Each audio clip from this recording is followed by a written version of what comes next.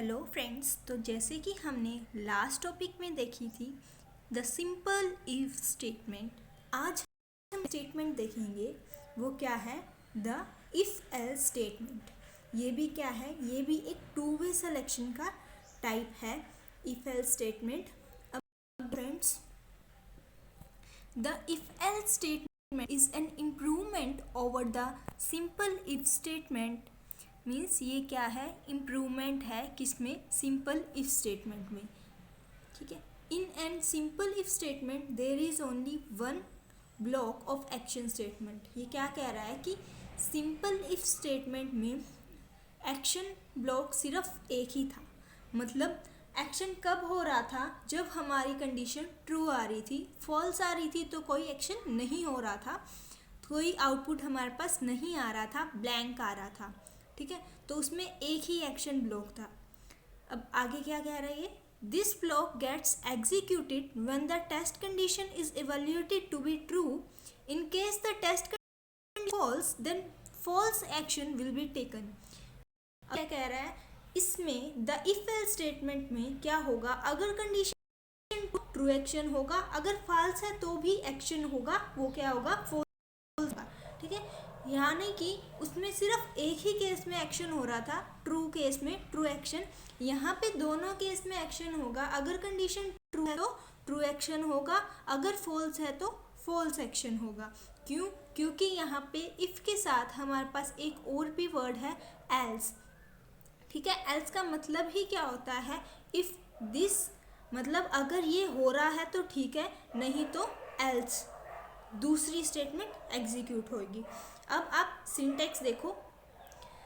Syntax क्या है इसका? If test condition. हम पहले कंडीशन को टेस्ट करेंगे, या तो वो ट्रू होगी, नहीं तो वो क्या होगी? फॉल्स होगी। दोनों में से एक ना एक चीज तो होगी ही। ठीक है, तो एल्स वर्ड यूज हो रहा है, इसीलिए यहाँ पे दो एक्शन स्टेटमेंट होंगी, ट्रू एक्शन भी और फॉल्स एक्शन भी। वहाँ पे एल्स वर्ड नहीं था, इसलिए वो सिर्फ एक ही एक्शन परफॉर्म कर रहा था, एक ही एक्शन को एग्जीक्यूट कर रहा था। ठीक है फ्रेंड्स, तो अब इसका सिंटेक्स देखो। इफ टेस्ट, तो या तो वो ट्रू एक्शन स्टेटमेंट होगी, एल्स या वो फॉल्स स्टेटमेंट होगी। ये इसका सिंटेक्स है। अब हम एक छोटा सा प्रैक्टिकल देखते हैं, जिससे आपको आइडिया हो जाए। फिर नेक्स्ट लेक्चर में हम इसका प्रोग्राम देखेंगे। ठीक है फ्रेंड्स,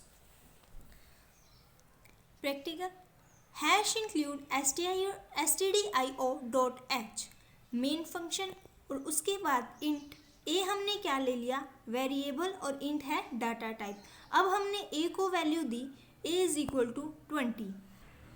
अब देखो फ्रेंड्स, हम क्या कह रहे हैं?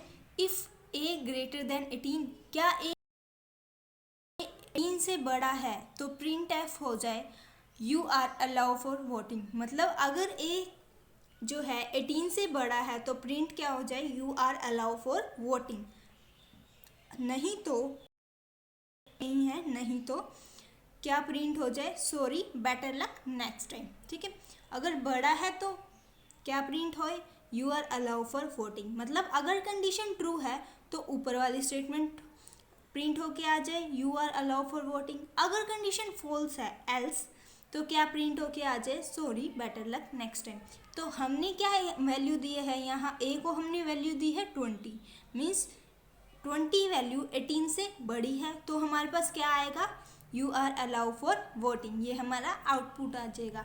बट अगर हम ए को वैल्यू देते हैं 15, तो वो वैल्यू क्या होगी? 18 से छोटी हो जाएगी। तो उस केस में हमारे पास क्या आउटपुट आएगा? Sorry, better luck next time.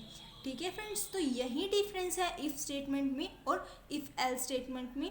तो नेक्स्ट लेक्चर में मैं यही प्रोग्राम आपको रन करके दिखाऊंगी, ताकि आपको अच्छे से क्लियर हो जाए। फिर हम नेक्स्ट स्टेटमेंट करेंगे। तो ये था आज का टॉपिक।